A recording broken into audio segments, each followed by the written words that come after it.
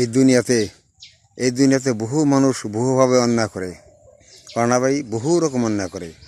মানুষ মার্ডার করে, সুদ খায়, ঘুষ খায়, জিনা করে, এই ধরনের বহু রকম অন্যায় মানুষ করে।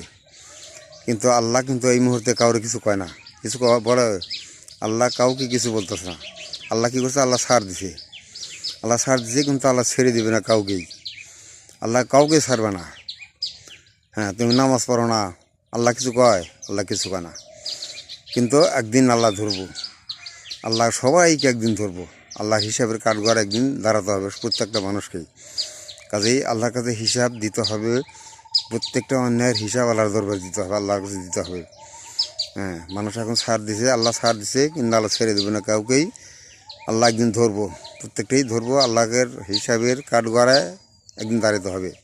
আল্লাহর কাছে প্রত্যেকটা হিসাব দিতে হবে। জীবনে যা করছো, কী করছো না করছো, প্রত্যেকটা হিসাব আল্লাহর দরবারে দিতে হবে। আল্লাহ একদিন ধরবো। আল্লাহ এখন ছেড়ে দিছে, কিন্তু আল্লাহ ছাড় দেবো না। আল্লাহ একদিন ধরবো, প্রত্যেকটা মানুষকে আল্লাহ একদিন ধরবো। এটা সমস্ত হিসাব আল্লাহ নিব। আল্লাহর হিসাবের কাঠগড়ায় একদিন প্রত্যেকেই দাঁড়াতে হবে। জীবনের সমস্ত কৃতকর্ম হিসাব আল্লাহর দরবারে দিতে হবে, আল্লাহর কাছে দিতে হবে। হাসরের মধ্যে এই সমস্ত হিসাব আল্লাহর কাছে দিতে হবে প্রত্যেকটা মানুষের। কাজেই আমরা যেন কোনো অন্যায় পথে না চলি। আল্লাহর দিন কায়েমের জন্য, আল্লাহর দিনের রাস্তার জন্য চলতে পারি আমরা। আল্লাহ তুমি তৌফিক দান করো আমাদেরকে। আমরা সকল মুসলমান জন্য তোমার রাস্তায় আমরা চলতে পারি, ভালো পথে চলতে পারি।